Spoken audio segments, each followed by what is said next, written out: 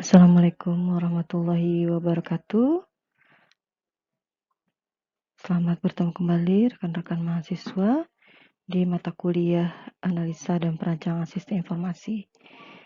Pertemuan hari ini merupakan pertemuan pertama di mata kuliah Analisa dan Perancangan Sistem Informasi, di mana pada hari ini kita akan membahas mengenai konsep dari sistem informasi.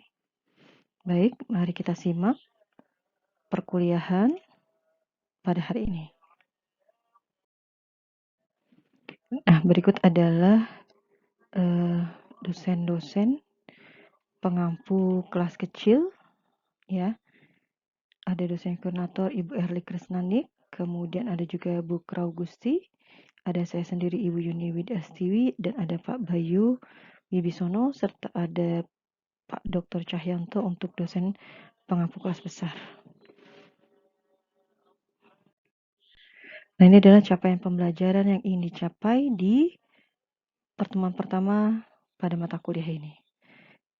Dimana kalau kita lihat ya, di sini kita akan mempelajari mengenai sistem informasi, karakteristik dari sistem informasi, jenis dari sistem informasi, daur hidup pengembangan sistem, dan juga tipikal dari Departemen Sistem Informasi.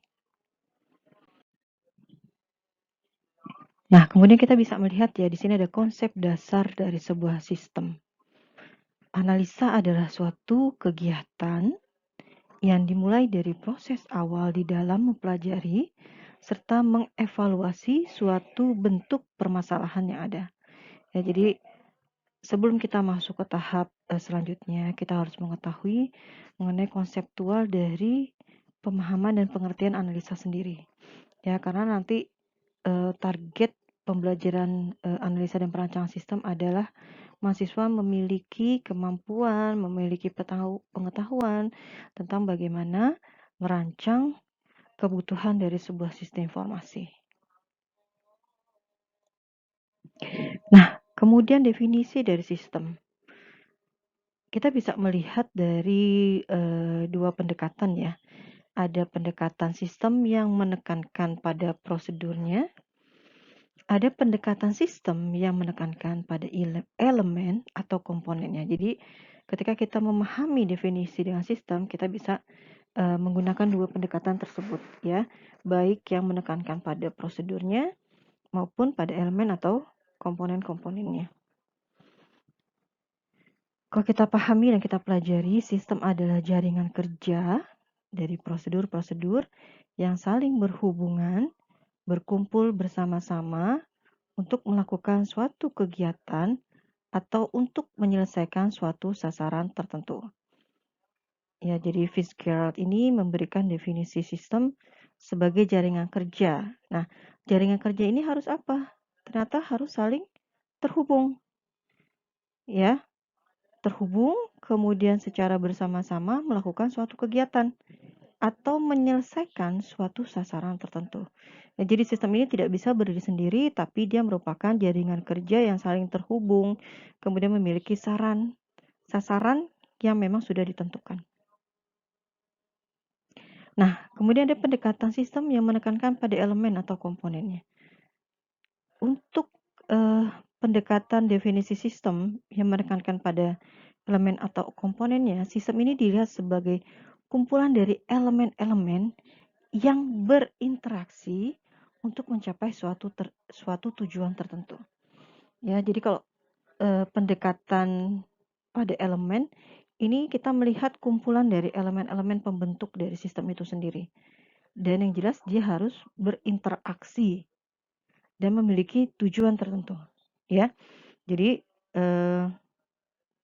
kita harus memahami konseptual dasar gitu ya dari sistem, baik yang menekankan pada prosedur maupun pada elemen atau komponennya. Nah, kemudian mempelajari suatu sistem ini akan lebih mengena ya apabila kita mengetahui terlebih dahulu apakah sistem itu. Ya, kemudian pendekatan sistem yang merupakan kumpulan dari elemen-elemen atau komponen-komponen atau subsistem-subsistem merupakan definisi yang lebih luas. Nah, definisi ini lebih banyak diterima. Contohnya ya, misalkan ada sistem akuntansi gitu ya, ada sistem administrasi, sistem akademik, sistem komputer, dan lain sebagainya. Kemudian pendekatan sistem yang menekankan pada komponen juga akan lebih mudah dipelajari untuk tujuan analisis dan perancangan suatu sistem. Nah, jadi ketika kita memahami tentang konsep dari komponen, ini akan lebih mudah bagi kita gitu ya untuk memahami karakteristik dari suatu sistem. Kemudian suatu sistem ini mempunyai maksud tertentu. Ya, jadi ada yang menyebutnya tujuan, ada yang menyebutnya sasaran. Ya, yang jelas ketika kita membahas mengenai sebuah sistem, ini pasti memiliki tujuan dan sasaran. Ya, sama ya seperti kita mau membangun atau kita mau jalan keluar misalkan bareng-bareng teman. Pasti punya tujuan ya. Ya kita jalan-jalan yuk gitu ya, kita keluar yuk. Nah, ketika kita sudah menentukan tujuan, minimal kita sudah paham apa saja yang harus dikerjakan, apa saja yang harus dibawa, berapa banyak sumber yang harus disiapkan, berapa banyak biaya yang harus dikeluarkan gitu ya. Tapi kalau kita tidak tahu tujuan kita mau kemana, tadi itu semua akan membengkak, waktunya juga akan semakin lama ya. Nah, sama ya seperti perkuliahan, sistem perkuliahan. Kalian harus tahu dulu gitu kan, kalian kuliah itu tujuannya apa. Ya, ketika kalian paham tujuan kalian berkuliah itu apa, maka kalian menjalaninya pun akan lebih mudah. Ya, punya target, ya, kemudian bisa lulus dengan tepat waktu. Misalkan seperti itu. Nah, kemudian model umum dari sebuah sistem.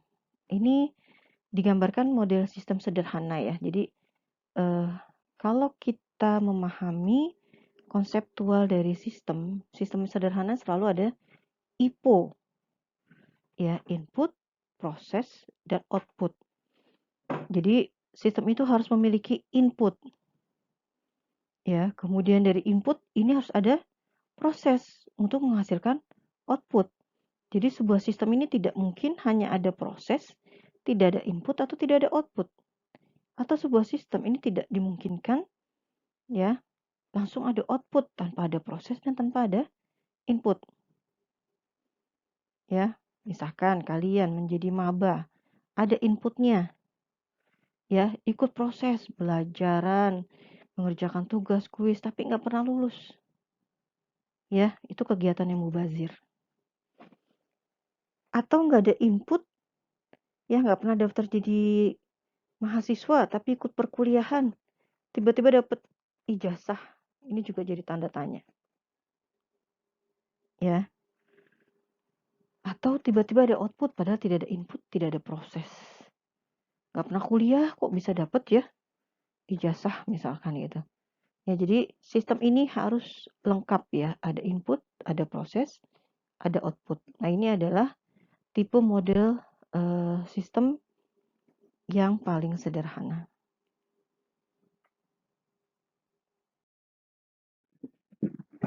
Nah, kemudian bisa juga kita masuk ke model umum sistem, ya. Kalau tadi sesederhana itu hanya punya satu input dan satu output, ya. Nah, bisa juga model sistem ini terdiri dari banyak input dan juga banyak output, ya. Misalkan mahasiswa yang bisa kuliah di 2 program studi atau 3 program studi, atau orang bekerja di lebih dari satu tempat, ya. Ada prosesnya, ya. Nah, ada outputnya. Ya, jadi ini adalah modul umum sistem dengan banyak input dan output. Ya, jadi diperkenankan juga di dalam sebuah sistem ini memiliki banyak input dan banyak output. Nah, kemudian ada yang namanya karakteristik sistem. Karakteristik sistem itu apa sih gitu ya?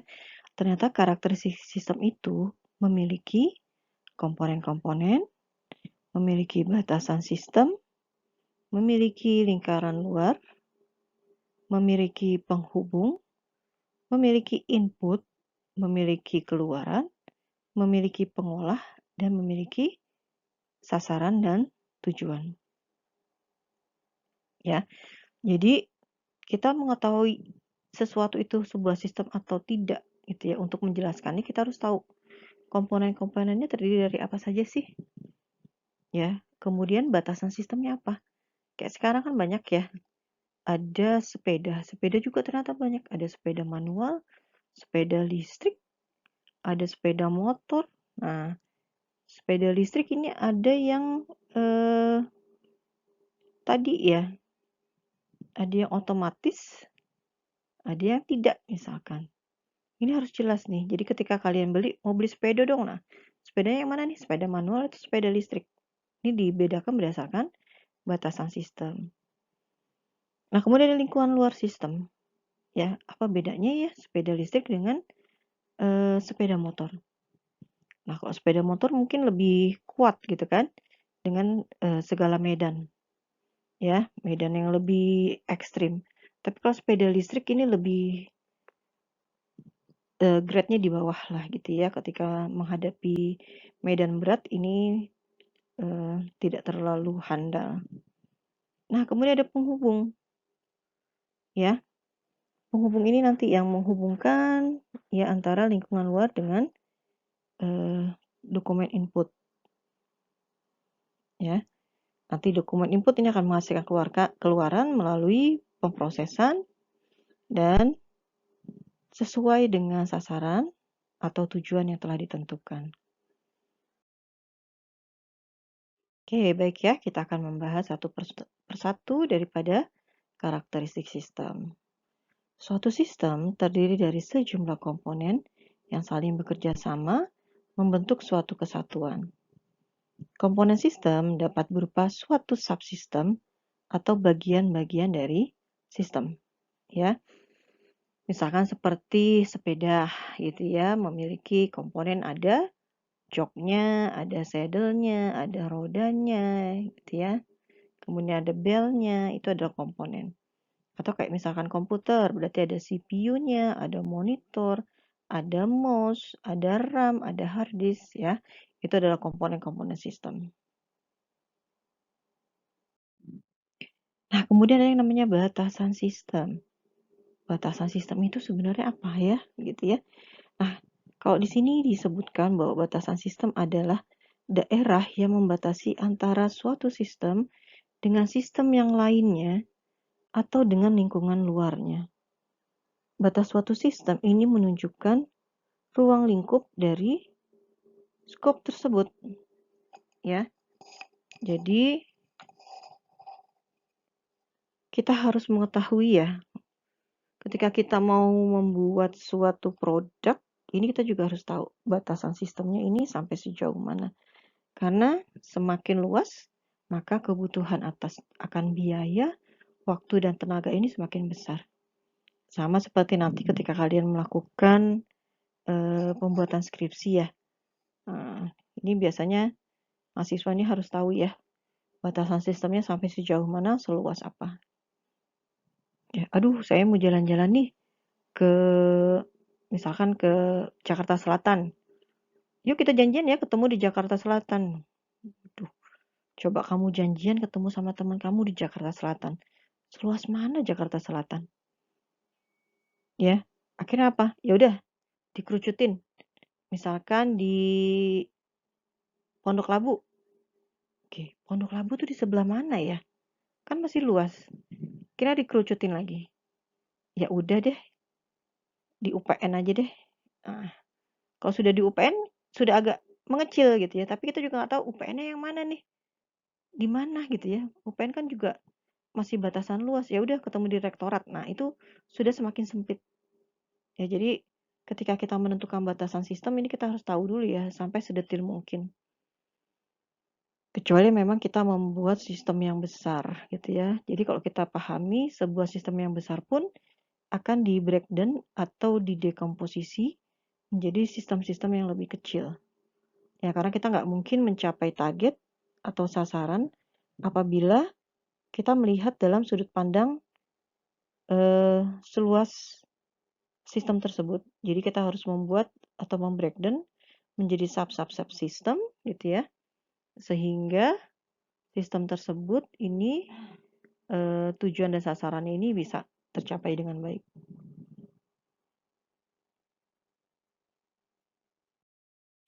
Nah, kemudian lingkungan luar. Ya, jadi lingkungan luar sistem ini adalah sesuatu yang mempengaruhi operasi dari sistem. Ya, jadi lingkungan di luar batas dari sistem yang ada yang mempengaruhi operasi dari sistem. Nah, lingkungan luar sistem ini bisa menguntungkan atau merugikan. Yang menguntungkan disebut energi sistem dan harus dipelihara, sedangkan yang merugikan ini harus dikendalikan agar tidak mengganggu kelangsungan hidup. Ya, seperti itu.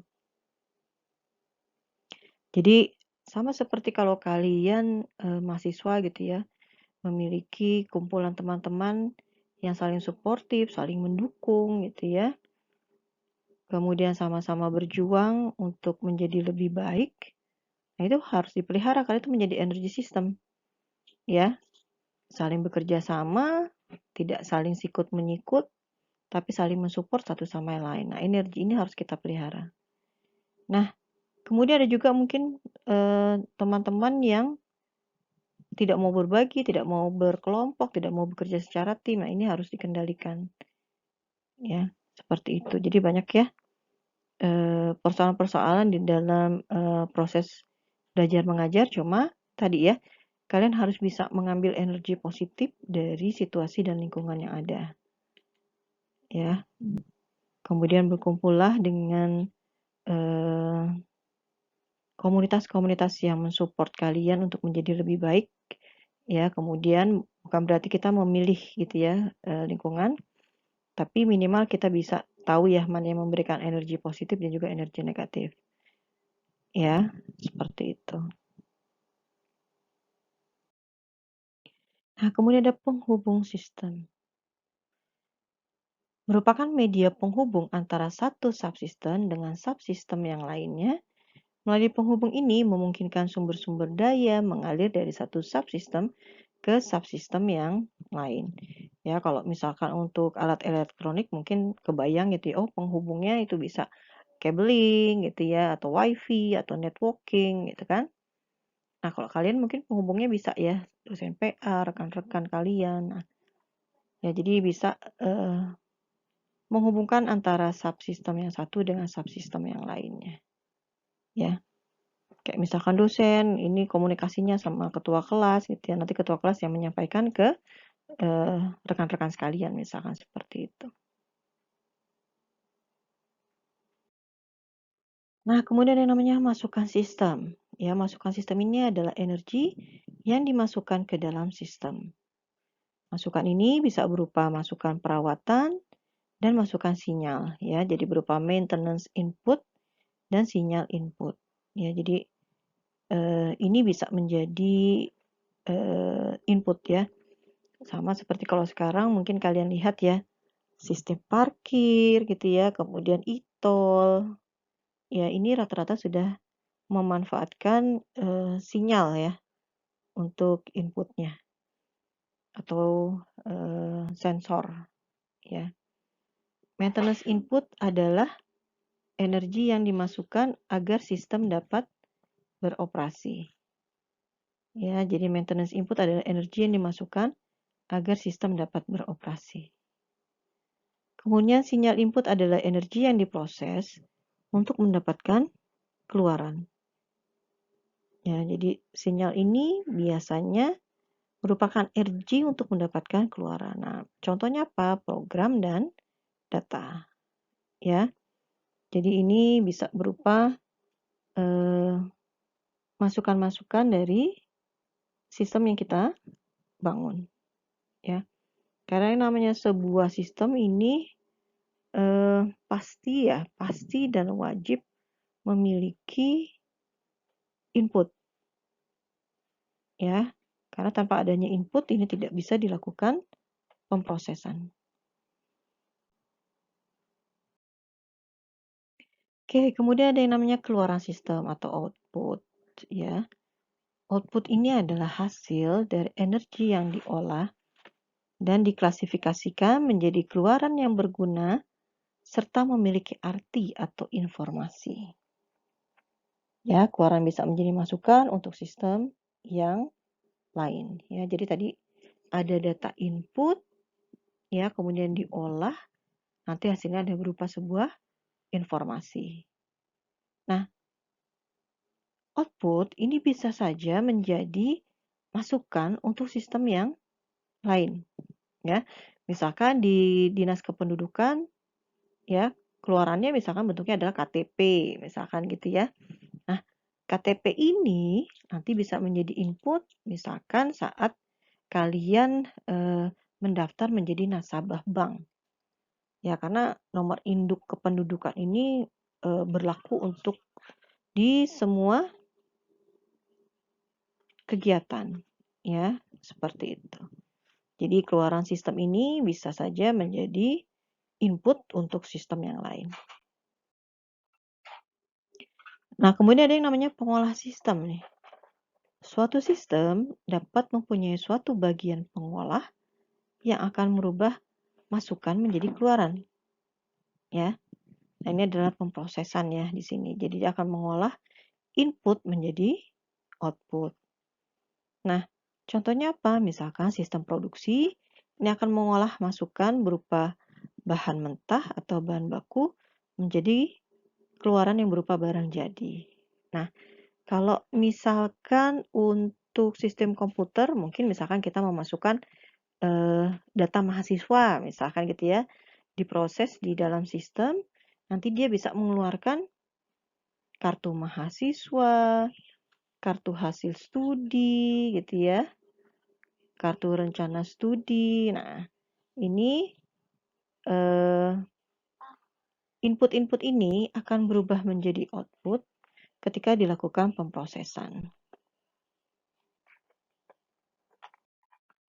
Nah, kemudian yang namanya sasaran sistem.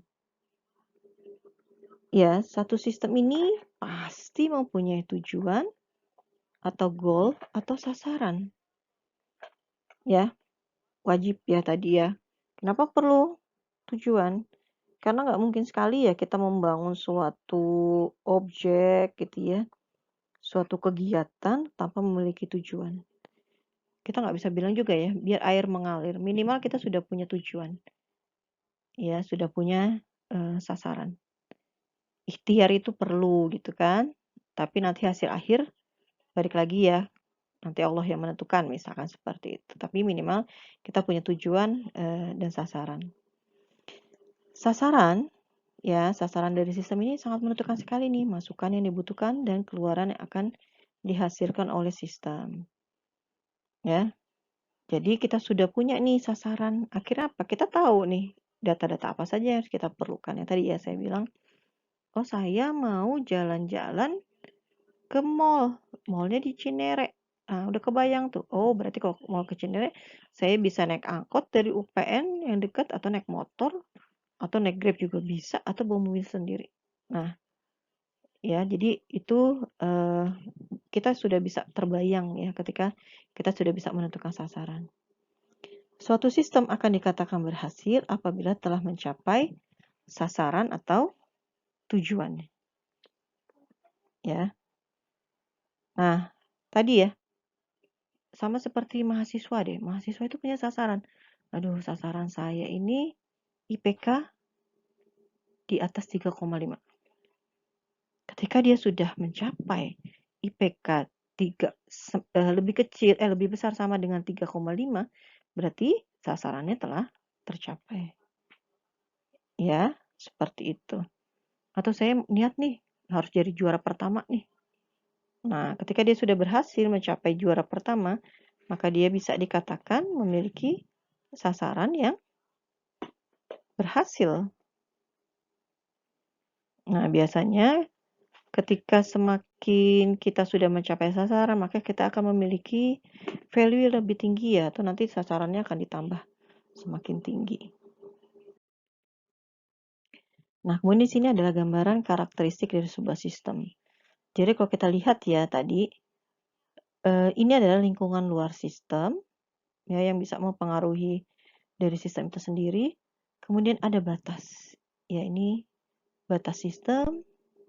Kemudian ada penghubung, ya. Di sini ada sub-subsistem, ya. Kemudian ada input, proses, dan output, ya. Kalau kalian lihat di sini input, proses, output ini semua saling bersinergi, ya, saling berinteraksi untuk mencapai tujuan yang telah ditentukan. Nah, kemudian konsep dasar dari informasi. Di sini disebutkan ya, informasi ini ibarat darah yang mengalir dalam tubuh suatu organisasi. Suatu sistem yang kurang mendapat informasi ini akan menjadi luruh, kerdil, dan akhirnya berhasil. Dan akhirnya berakhir. Ya, apa sebenarnya informasi itu dan kenapa begitu penting bagi suatu sistem? Ya, apalagi sekarang di era teknologi digital ya. Semuanya bermigrasi dengan memanfaatkan IT. Informasi adalah data yang diolah menjadi bentuk yang lebih berguna dan lebih berarti bagi yang menerimanya. Ya, makanya di sini ada yang menyebutkan ya, siapa yang mau menguasai dunia maka dia harus memiliki informasi. Ya, jadi betapa pentingnya sebuah informasi bagi keberlangsungan organisasi. Nah, kemudian konsep dasar dari informasi, di sini sumber dari informasi adalah data. Jadi kalau kalian lihat ya, data adalah bentuk jamak dari bentuk tunggal datum, ya, data item. Nah, data adalah kenyataan yang menggambarkan suatu kejadian-kejadian. Kejadian-kejadian adalah sesuatu yang terjadi pada saat-saat tertentu di dalam dunia bisnis, biasanya disebut dengan transaksi. Nah, biasanya kita bisa dapat data-data ini dari data transaksi. Ya, kayak misalkan data pembelian, data pengisian KRS, itu juga adalah merupakan data transaksi. Ya, jadi ini harus dipahami ya bahwa informasi ini terbentuk dari kumpulan-kumpulan data. Ya, dan data ini adalah yang paling terkecil ya dari sebuah data item. Nah, kemudian ada yang namanya siklus informasi. Nah, kalau kita lihat ya, data merupakan bentuk yang masih mentah dan belum dapat bercerita banyak. Contohnya faktur penjualan, kwitansi pembayaran, ya. Kita masih nggak tahu nih apa sih faktur penjualan, beli apa sih nih, gitu ya, kwitansi pembayaran bayar apa gitu. Sehingga ini harus diolah nih untuk memiliki arti. Nah, misalkan ada laporan penjualan tiap salesman. Jadi dari faktur penjualan ini dikumpulkan kemudian diolah. Oh, satu salesman ini nanti bisa menjual sebanyak apa kan gitu ya. Nah, sehingga apa? Bisa ada laporan penjualan tiap daerah, laporan penjualan menurut jenis barang sampai dengan rekapitulasi pembayaran. Ya, jadi kita bisa lihat ya, oh mana aja sih nih daerah yang memang paling banyak pembeliannya. Ya, kemudian jenis barang apa yang disukai kan gitu. Ya, oleh konsumen. Ya, jadi ini adalah sebuah siklus informasi. Nah, kemudian untuk mengubah data menjadi suatu informasi, maka perlu dilakukan pengolahan. Dan pengolahan data itu membentuk suatu siklus yang disebut sebagai siklus informasi. Ya, jadi misalkan ada proses model, di sini disimpan di database. Ya, kemudian kalau kita lihat ya, sebelum diproses ya di dalam database, ini harus ada data yang diinput. Nah, sebelum data diinput ada data yang ditangkap. Ya. Nah, ada data yang diambil, yang disimpan, dilakukan proses inputan, diproses, disimpan di dalam database, kemudian ada proses menghasilkan output atau informasi. Ya. Nah, informasi ini kemudian disampaikan ke penerima, ya, ke user. Nah, user ketika mendapatkan informasi ini bisa digunakan untuk pengambilan keputusan atau melakukan tindakan yang tepat, ya. Nah, ini baru dapat hasil tindakan. Yang paling sederhana ya, misalkan kita mau pergi keluar. Kita mau lihat nih kondisi jalanan macet atau tidak. Kita bukalah Google Map. Ya, oh ternyata macet merah semua gitu. Nah, dia bisa mencari keputusan kan, apa saya mau lewat jalan yang mana ya, supaya perjalanan ini tidak terlalu memakan banyak waktu. Misalkan seperti itu. Nah, nanti balik lagi keputusan ini tergantung dari user, ya. Nah, karena ini sudah menggunakan IT sehingga pemrosesan ini kita bisa menggunakan teknologi database. Kualitas dari suatu informasi ini tergantung pada 3 hal, yaitu akurat, relevan, dan tepat waktu. Ya, di mana suatu informasi ini handal apabila memiliki karakteristik seperti berikut kan gitu. Ya. Jadi informasi ini akan bermanfaat ya, kemudian memiliki value yang besar apabila memiliki kualitas informasi yang mumpuni kan gitu. Bayangkan ketika kita punya informasi tapi sudah out of date, ya. Nah, sangat tidak bermanfaat sekali sehingga informasi ini menjadi basi, ya. Seperti itu.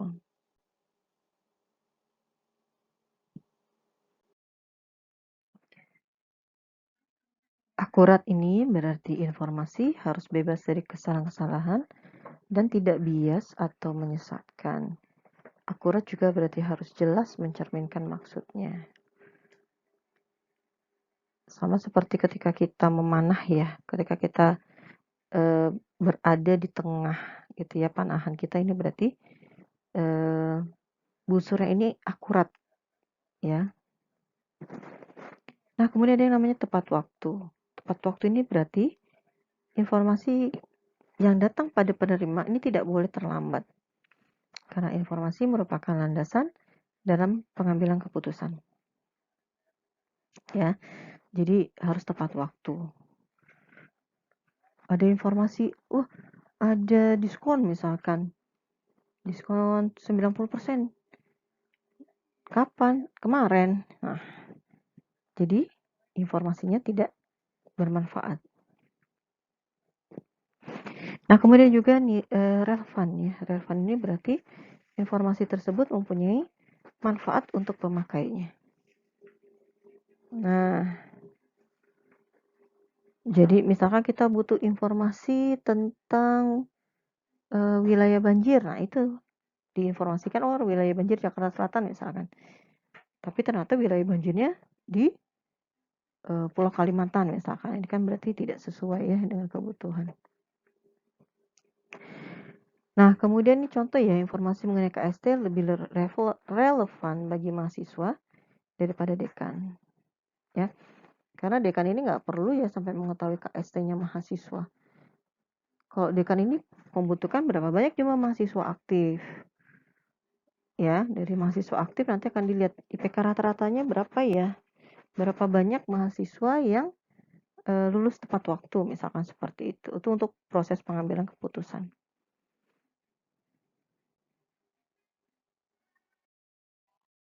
Nah, kemudian nilai informasi. Nah, nilai informasi ini merupakan ya value dari informasi itu sendiri. Ya, jadi informasi ini memiliki nilai. Nah, nilai informasi ini ditentukan dari 2 hal, yaitu manfaat dan juga biaya mendapatkannya. Ya. Makanya banyak ya ketika misalkan mau UTBK ini orang berani membayar mahal dengan mengeluarkan biaya gitu ya, sampai menanam chip di telinga gitu ya, supaya mereka lulus diterima di perguruan tinggi negeri misalkan. Nah, kemudian informasi dikatakan bernilai bila manfaatnya lebih efektif dibandingkan biaya mendapatkannya. Ya, jadi efektif ini bila kita mendapatkan informasi dengan biaya yang tidak besar. Ya. Jadi antara value dengan cost yang dikeluarkan ini seimbang lah. Ya, seperti itu. Oke, baik, kita akan lanjut ke materi lanjutan mengenai konsep sistem. Ya, mari kita simak materi selanjutnya dari pertemuan pertama.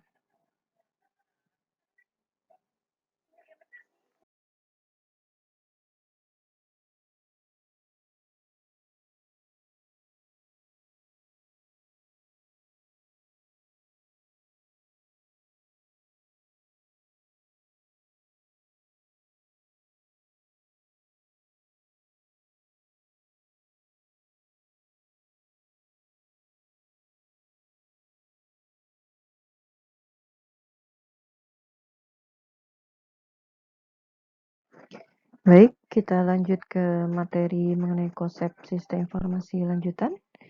Mari kita simak pembahasan berikut ini. Nah, kalau kita lihat di sini, informasi ini merupakan hal yang sangat penting bagi manajemen di dalam proses pengambilan keputusan. Dari mana informasi diperoleh? Nah, yang diperoleh dari sebuah sistem informasi. Nah, menurut Robert dan Roscoe, mendefinisikan sistem informasi sebagai berikut, ya.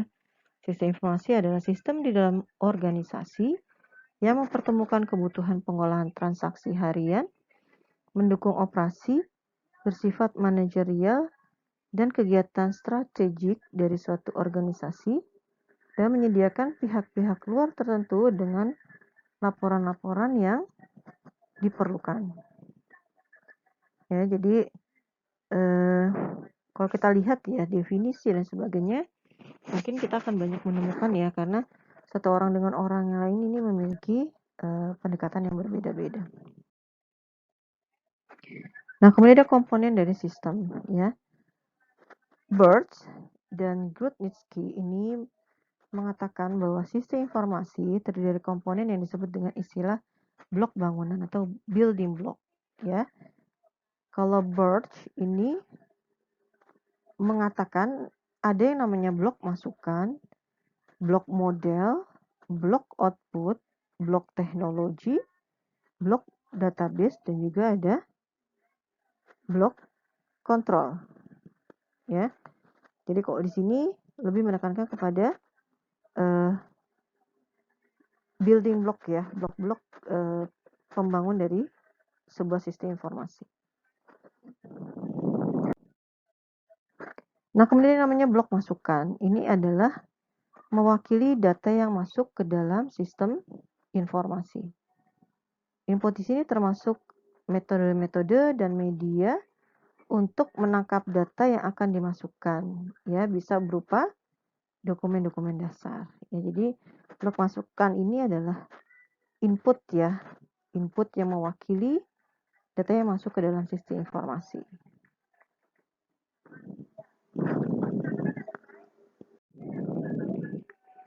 Nah, kemudian ada yang namanya blok model. Ya, dalam blok model ini terdiri dari kombinasi prosedur, logika, dan model matematik yang akan memanipulasi data input dan data yang tersimpan di dalam basis data dengan cara tertentu untuk menghasilkan keluaran yang diinginkan. Ya, jadi kalau di blok model ini kita lihat ya, ini ada prosedur-prosedur kerjanya nih seperti apa. Ya, karena sebuah sistem ini pasti mau nggak mau ada tahapan-tahapannya kan gitu. Ya, kemudian ada logika dan model matematika.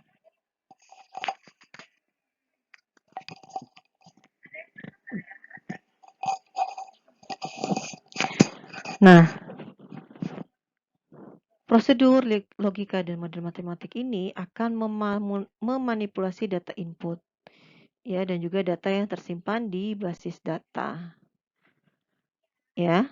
Jadi prosesnya seperti apa gitu ya, prosedurnya seperti apa, sehingga bisa menghasilkan keluaran yang diinginkan.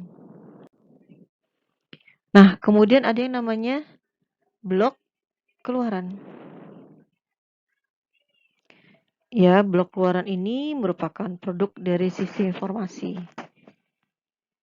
Ya, ini keluaran merupakan informasi yang berkualitas dan dokumentasi yang berguna untuk semua tingkatan manajemen serta semua pemakai sistem.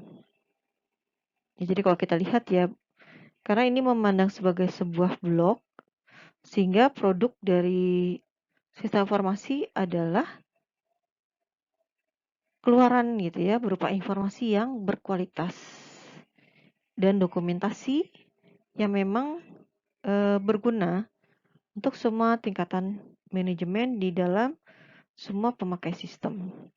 Jadi dia lebih menekankan kepada kebutuhan output yang berkualitas dan juga bisa bermanfaat bagi setiap tingkatan manajemen ya, dan juga untuk semua pemakai yang ada di dalam sistem.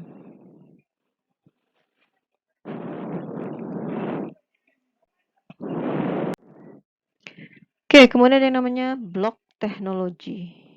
Ya. Jadi, kalau teknologi ini digunakan untuk menerima input, kemudian juga menjalankan model, menyimpan dan mengakses data, menghasilkan dan mengirimkan keluaran, dan membantu pengendalian dari sistem secara keseluruhan. Jadi perlu kita perhatikan ya, dan perlu kita lihat bahwa saat ini mungkin kalau kalian lihat ya, sebenarnya kondisi pandemi saat ini mau tidak mau bermigrasi ya dengan behavior manusia, dengan behavior user yang tadinya belum melek teknologi, kemudian sekarang mau tidak mau di setiap sisi kehidupan ini membutuhkan teknologi ya di dalam setiap kegiatannya. Ya, karena pandemi kemarin ini kan memang mengkat interaksi sosial manusia ya. Semua interaksi ini juga dilakukan melalui virtual. Sehingga kemapanan dari teknologi yang dibutuhkan ini mutlak ada.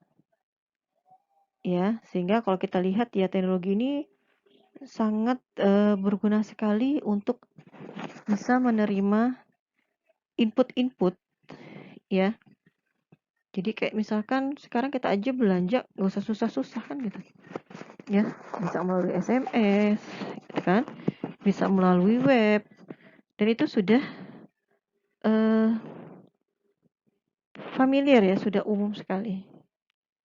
Seperti itu. Nah, blok teknologi ini juga bisa untuk menjalankan model. Ya, kayak misalkan kemarin ya, untuk perpanjangan STNK misalkan gitu ya. Ini juga bisa dilakukan secara online. Jadi semua sistem akhirnya berjalan cepat ya. Karena orang mau tidak mau ini harus bisa memanfaatkan teknologi secara mudah ya. Ketersediaan cukup, mudah diakses ya, kemudian juga dengan biaya yang cukup murah.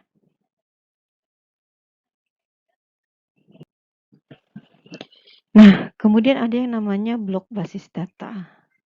Ya, basis data atau database ini merupakan kumpulan dari data yang saling terhubung satu dengan yang lainnya.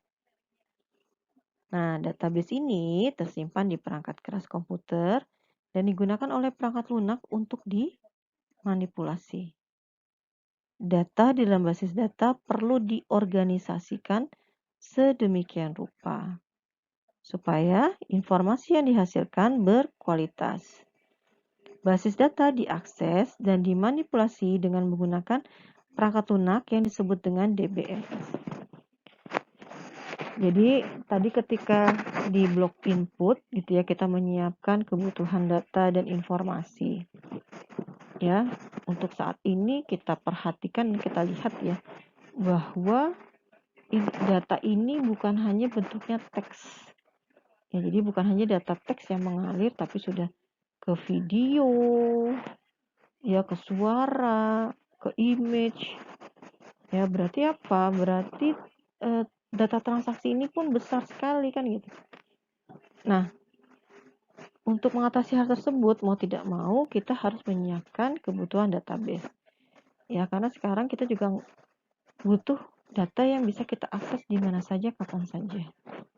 Ya, kemudian juga bisa kita lakukan kompresi dan lain sebagainya. Jadi memang di dalam blok basis data ini kita harus benar-benar merencanakan gitu ya kebutuhan dari blok model yang bisa mengakomodir kebutuhan untuk penggunanya gitu ya, bisa mengakses data di mana saja, kapan saja, walaupun dengan ukuran yang cukup besar. Jadi mau tidak mau gitu ya, saat ini untuk aplikasi dan sebagainya itu tidak bisa menggunakan aplikasi statis ya, tapi mau tidak mau menggunakan aplikasi yang sudah bersifat dinamis. Karena kalau statis ini untuk migrasinya, perkembangan ini sulit ya. Sehingga mau tidak mau kita butuh blok basis data. Nah, kemudian yang namanya blok kendali. Ya. Nah, di blok kendali ini kita perhatikan ya bahwa beberapa pengendalian ini perlu dirancang dan diterapkan untuk meyakinkan bahwa hal-hal yang dapat merusak sistem ini dapat dicegah ataupun bila telah terjadi ini dapat segera diatasi. Jadi mitigasi di dalam sebuah sistem ini menjadi hal yang mutlak ada, ya. Jadi kita tidak bisa menggunakan skenario bahwa sistem ini berada dalam kondisi normal. Ya, karena yang namanya sistem ini mungkin tadi ya dipengaruhi oleh lingkungan luar. Ya, lingkungan luar yang mempengaruhi ini misalkan ada bencana, kebakaran, gempa bumi dan sebagainya. Nah, ini tadi kita harus bisa membuat sebuah blok kendali. Ya, jadi kita memiliki alternatif pencegahan dari masalah yang muncul. Ya, jadi jangan sampai ketika ada risiko ini tidak bisa kita tangani. Ya. Sehingga mau tidak mau memang gitu ya, kita harus memiliki blok kendali ya di dalam membuat sebuah sistem. Nah, semua aksi, semua kegiatan ini semua harus memiliki mitigasi resiko. Jadi jangan sampai gitu ya ketika memiliki sebuah resiko ini kita tidak bisa menghandle ya atau menghadapinya. Jadi kita harus bisa survive gitu ya di tengah situasi dan kondisi yang tidak menentu.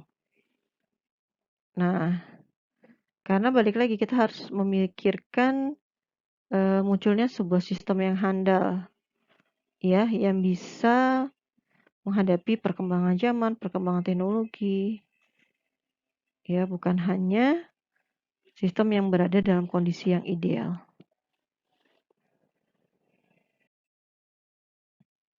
Nah, kemudian teknologi ini terdiri dari 3 bagian utama ya. Ada teknisi, humanware atau disebut juga brainware, ada perangkat lunak, software, atau perangkat keras. Ya, ini 3 bagian utama dari teknologi, walaupun sebenarnya kalau kita lihat ya saat ini karena perkembangan dari teknologi ya, ini data ini kan tadi ya bukan hanya data teks, sehingga ada yang namanya data ware.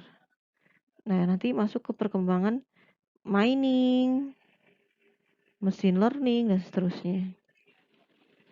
Ya, kemudian ada software, ada hardware, tapi tidak ada netware. Ini juga akan menjadi masalah. Ya, seperti itu. Jadi, biasanya kita tetap membutuhkan dataware dan juga netware ya sebagai pelengkap. Malah jadi suatu kebutuhan yang sama seperti kayak kalian punya handphone. Ya, simpan datanya kecil, baru nyimpan foto berapa banyak, ini sudah habis simpanan ruangnya. Akhirnya kalian akan lakukan upgrade. Ya, atau punya handphone bagus, tapi nggak ada paket data. Ya, kalau anak zaman sekarang bilangnya mati gaya kan gitu. Ya, karena tadi handphonenya bagus, tapi kok nggak bisa connect ke internet. Padahal zaman sekarang ini mau nggak mau kita pasti butuh koneksi ke internet. Ya. Oke. Nah, kemudian ada yang namanya sistem informasi manajemen. SIM ini apa sih sebenarnya gitu ya? SIM ini merupakan penerapan sistem informasi di dalam organisasi untuk mendukung informasi-informasi yang dibutuhkan oleh semua tingkatan dalam manajemen. Ya, jadi kita memerlukan sistem informasi karena tadi ya, kebutuhan informasi di organisasi ini mau tidak mau harus ada, ya. Karena siapa yang memiliki informasi, dia akan menggenggam dunia dan juga untuk proses pengambilan keputusan, ya. Jadi jangan sampai organisasi ini tidak memiliki informasi yang akurat, handal, tepat waktu, dan relevan. Ya, makanya mau tidak mau sekarang organisasi wajib memiliki teknologi di bidang penyediaan informasi. SIM didefinisikan oleh George M. Scott bahwa SIM adalah kumpulan dari interaksi-interaksi sistem-sistem informasi yang menyediakan informasi baik untuk kebutuhan manajerial maupun untuk kebutuhan operasi. Menurut Gordon B. Davis, SIM adalah sistem manusia atau mesin yang menyediakan informasi untuk mendukung operasi, manajemen, dan fungsi pengambilan keputusan dari suatu organisasi. Nah, dari definisi oleh Scott maupun Davis, ini kita bisa mengambil resume ya, bahwa SIM adalah kumpulan dari interaksi sistem-sistem informasi dan juga menghasilkan informasi yang berguna untuk semua tingkatan manajemen. Ya, seperti itu. Jadi, ini adalah definisi-definisi dari sistem informasi manajemen.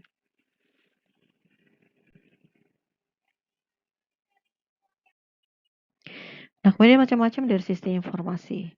Ya, ada sistem informasi akuntansi, ini untuk menyediakan informasi transaksi keuangan. Ada juga sistem informasi pemasaran untuk menyediakan informasi penjualan. Ada juga sistem informasi manajemen persediaan, ya untuk inventory barang. Ada sistem informasi personalia untuk kepegawaian, ada sistem informasi distribusi ya untuk distribusi barang.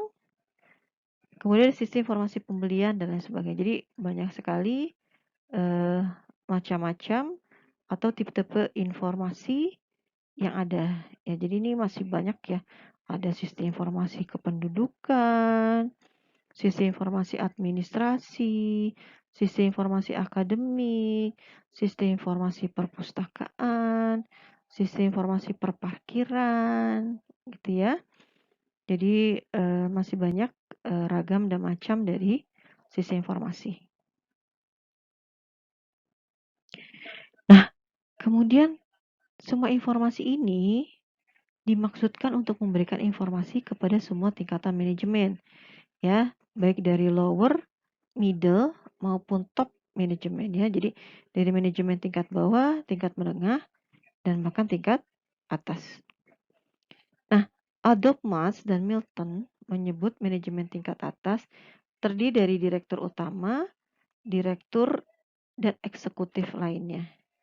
Sedangkan manajemen tingkat menengah terdiri dari manajer divisi, dan manajer cabang, dan manajemen tingkat bawah.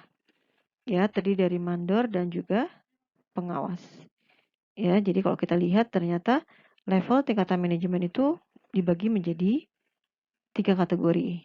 Ya, ada yang ada di lapisan yang paling bawah, ada yang di lapisan menengah, ada yang di lapisan tingkat atas.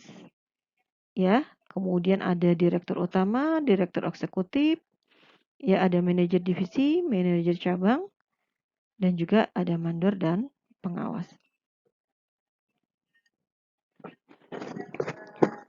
Nah, kemudian di sini ada level manajemen yang tadi ya. Ada top, ada middle, ada low. Jadi kalau kita lihat ya, di low ini ternyata kebutuhannya orangnya lebih banyak ya. Jadi ini ada piramida yang merepresentasikan level manajemen. Jadi ternyata di level bawah ini yang paling banyak. Ya kayak karyawan, pegawai ini yang paling banyak di level bawah. Di tengah ini agak lebih sedikit. Nah, di paling atas ini sudah mengerucut menjadi sedikit. Sama ya kayak di negara kan gitu ya. Top ini mungkin adalah presiden beserta menterinya. Ya, middle ini ada gubernur gitu ya, ada wali kota. Nah, di sini banyak sekali nih RT, RW dan sebagainya. Nah, kemudian peranan SIM di sini manajemen membutuhkan informasi untuk mengambil keputusan yang akan dilakukannya. Jadi, manajemen ini butuh nih dukungan untuk proses pengambilan keputusan. Sumber informasi ini bisa didapatkan dari informasi eksternal maupun dari internal. Jadi, informasi yang dibutuhkan ini bisa dari dalam maupun dari luar organisasi. Kemudian agar informasi yang dihasilkan dapat berguna bagi manajemen, maka analisis sistem ini harus mengerti kebutuhan dari manajemen. Ya. Jadi kalau kita lihat ya, info ini bisa berguna ketika seorang analis sistem ini mengerti kebutuhan dari manajemen. Ya. Tapi ketika seorang analis sistem ini nggak tahu manajemennya mau apa dan bagaimana, apa yang dibutuhkan gitu ya, maka hasilnya pun tidak optimal.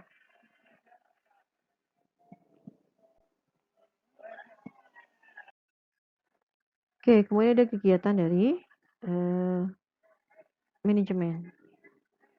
Kegiatan manajemen untuk masing-masing tingkatan ini bisa dikategorikan sebagai perencanaan, strategi, atau strategic planning.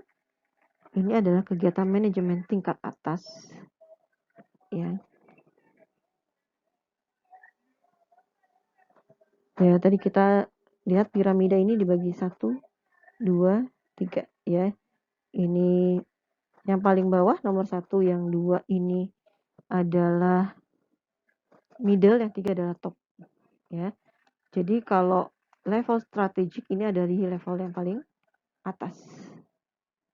Ya. Level strategik ini adalah level paling atas.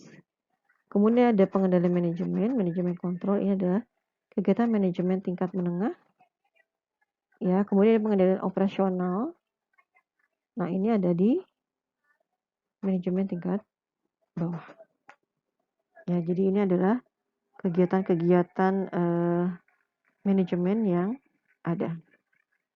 Jadi kalau kita lihat ya di sini bahwa masing-masing ini memiliki kategori kegiatannya masing-masing.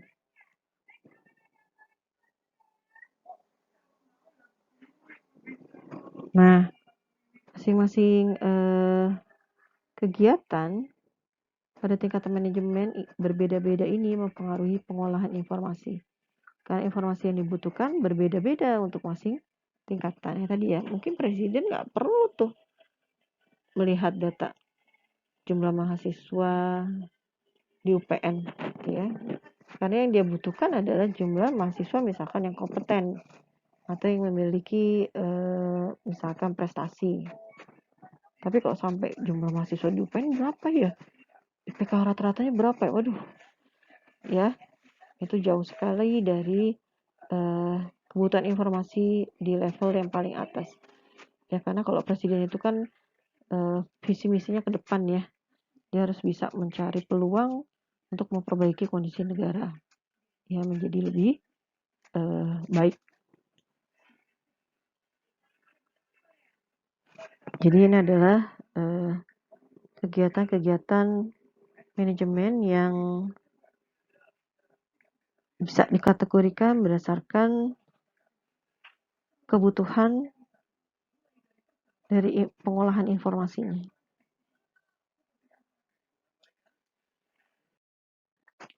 Nah, kemudian pada dasarnya perencanaan strategi ini meliputi hal-hal sebagai berikut ya. Ini tadi ya, strategi ini berarti ada di level yang paling atas ya. Nah, atau top manajemen.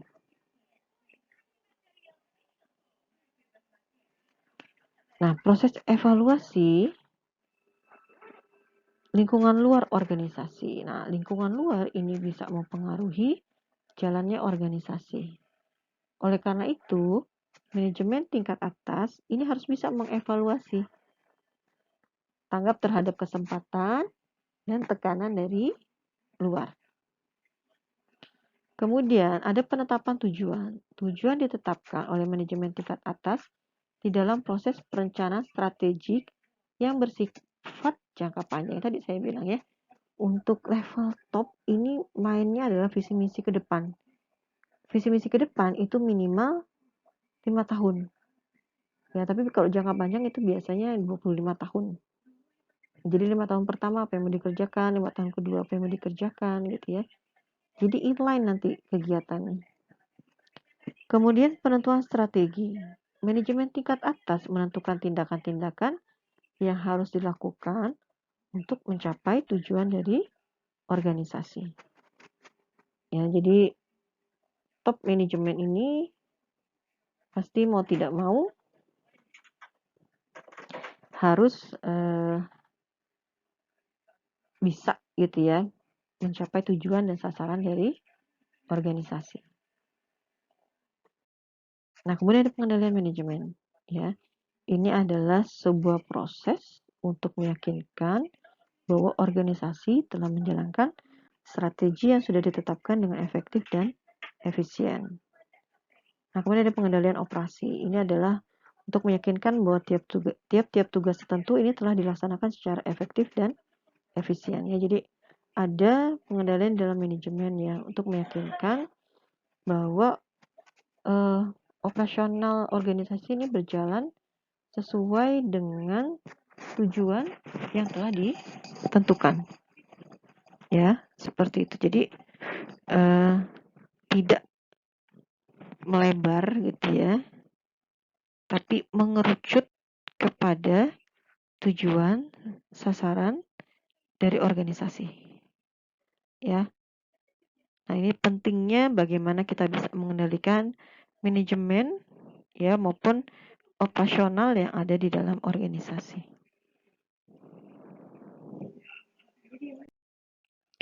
Nah, kemudian ada tipe-tipe keputusan dari manajemen. Ya, jadi kalau kita lihat ya di sini tipe-tipe keputusan manajemen ini ada pengambilan keputusan ya. Pengambilan keputusan ini adalah tindakan manajemen di dalam memilih alternatif untuk mencapai sasaran. Ya. Jadi untuk mencapai sasaran ini mau tidak mau memang kita memiliki berbagai alternatif kan gitu ya. Jadi jangan sampai ketika kita mempunyai sasaran, kita hanya memiliki satu alternatif.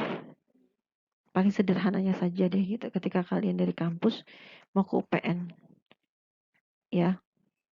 Kalau jaraknya dekat mungkin tinggal jalan kaki kan gitu. Tapi kalau jaraknya jauh, ya kemudian jalanan macet, pasti kalian harus punya minimal beberapa alternatif kan gitu. Ya sehingga ketika kalian mau ke suatu tempat atau mau ke UPN, ini kalian bisa mencari jalan alternatif gitu ya dengan waktu tempuh yang minimal ya, dan kalian berhasil sampai tepat waktu. Nah, klasifikasi keputusan oleh manajemen ini bisa dibagi 3 ya.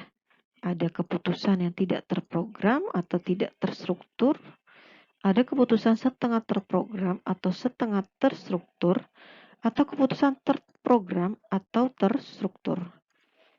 Ya, jadi ada yang tidak terprogram, ini biasa di level tingkat atas. Ya, setengah terprogram ini ada di middle. Nah, kalau yang umum yang setiap hari berulang-ulang ini biasanya ada di level transaksi ya, atau ada di level bottom management. Ya, jadi kayak mengisi KRS gitu ya, input nilai dan sebagainya. Ini ada di level bottom management. Nah, kemudian kita bisa lihat ya keputusan tidak terstruktur. Keputusan tidak terstruktur ini sifatnya tidak terjadi berulang-ulang dan tidak selalu terjadi. Ini biasanya dilakukan oleh manajemen tingkat atas. Karena apa? Pengalaman manajer ini juga merupakan hal sangat penting. Ya, contoh bisa bergabung dengan perusahaan yang lain. Nah, kemudian ada keputusan setengah terstruktur. Keputusan setengah terstruktur ini sifatnya adalah hanya sebagian yang bisa diprogram, sehingga masih membutuhkan pertimbangan-pertimbangan dari proses pengambilan keputusan. Keputusan tipe ini seringnya bersifat rumit dan membutuhkan perhitungan dan analisis yang terinci. Ya, misalkan keputusan membeli sistem komputer yang lebih canggih. Ya, ini biasanya ada di middle management ya. Nah, ada juga keputusan yang terstruktur. Nah, kalau keputusan yang terstruktur ini adalah keputusan yang berulang-ulang, rutin gitu ya. Kalau berulang-ulang dan rutin ya lebih baik dibuat dalam bentuk program. Nah, ini biasanya keputusan ini ada di level manajemen tingkat bawah. Ya, keputusan pemesanan barang, penagihan hutang gitu ya. Kalau di dalam kampus mungkin tadi ya pengisian KRS, cetak KST, pembayaran gitu ya, jadwal ujian. Nah, ini sudah berulang-ulang terus gitu ya sehingga kita bisa dekati dengan menggunakan pemrograman. Nah, kemudian ada tipe informasi manajemen ya. Untuk mendukung keputusan yang akan dilakukan manajemen, maka manajemen membutuhkan informasi yang berguna. Nah, untuk tiap tingkatan manajemen, ini membutuhkan tipe informasi yang berbeda. Yang tadi ya, level bawah, level tengah, level atas, ini kebutuhan informasinya berbeda-beda. Untuk manajemen tingkat bawah, tipe informasi yang dibutuhkan adalah detail. Ya, kayak mahasiswa, gitu ya, IPK-nya berapa sih rata-rata? Ya, sedangkan kalau tingkat manajemen yang lebih tinggi, ini lebih tersaring atau lebih ringkas. Karena dia hanya butuh berapa jumlah mahasiswa keseluruhan. Berapa IPK tertinggi, berapa IPK rendah, ya berapa banyak yang lulus tepat waktu. Ya, karena dia prinsipnya akan lebih mencari untuk proses pengambilan keputusan ya, atau melihat peluang-peluang yang ada di luar. Kemudian ada MTB, laporan transaksi penjualan secara rinci untuk tiap-tiap daerah. Ya, manajemen tingkat bawah ini butuhnya seperti ini. Kemudian manajemen tingkat menengah, dia butuh laporan total penjualan.